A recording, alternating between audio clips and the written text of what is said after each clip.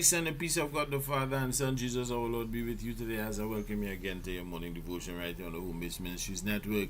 This is your Cup of Joe. Good morning to the evangelist, Dexter Friday, Sambri, Rosa, top of the morning to you and the family and to all of you guys across the various social media networks with the Home Based Ministries. May God bless you all.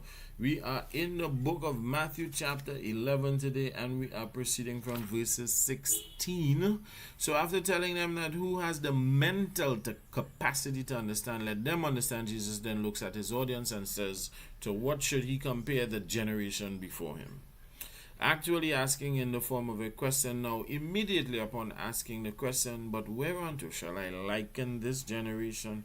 He begins to expound on the answer immediately. So he tells them the same audience of people who he is calling a generation, that the very said generation, which also means he is being very specific as relating to them, that they are like children hanging out in the market and calling at their friends. He begins to give them a visual account of what they and their understanding is compared to. So comparing them to children shows you either the innocent position they are in as well as the position where their understanding may not be at the level of maturity to fully grasp the seriousness of what is taking place around them. So they are still in a position where they are just sitting around and hanging out unconcerned. Verse 17, Jesus then says that they have tried to get the correct reaction from them and failed, and have tried different methods described as piped and mourned, showing a contrast between joyful works as well as sadness. Neither have they responded to in the correct manner. They did not dance when they played music to them, and they did not lament or cry when they gave them things to mourn about. The response was always incorrect. Verse 18, Jesus then gives them two illustrations of behavior. First here he uses John, telling them that John came neither eating nor drinking, and they say he hath a devil. So he brought to the attention of his audience that John did nothing to offend them, and yet still they found that offensive. He did not eat and drink with them, so they turned on him because of that, condemning his actions in the most vile manner. Verse 19 then said, he came opposite to John, both eating and drinking with them, to which they responded negatively, calling him a glutton and a wine drinker, an ally of sinners and tax collectors. So neither way provided any acceptance by them. They criticized both encounters.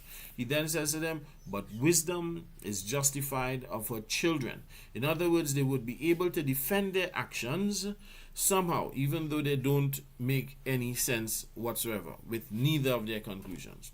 So their response was always incorrect, and it shows most of all that no matter which approach, they were a difficult people to please. Now, we see clearly the difference between the both encounters. When John came, they were angry, saying he did not socialize with them. He addressed differently, he ate differently, he lived differently to them, which displeased them because they preferred he had socialized with them. Then, when Jesus came totally opposite to John do, socializing with them, eating and drinking, then they rejected that also. The whole result of the matter from comparing that generation to children who were never able to give correct responses to let you know today is that you just can't please everybody.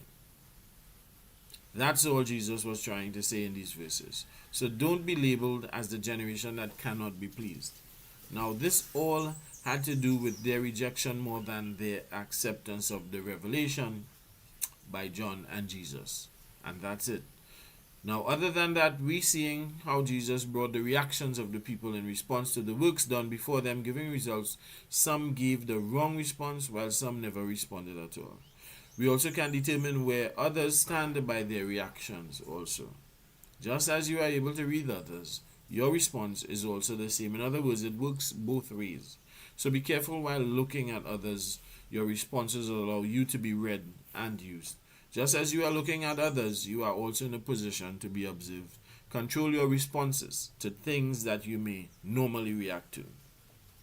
Today, do not make yourself predictable by your reactions. Throw off those who expect your moves, and most of all, throw off the enemy.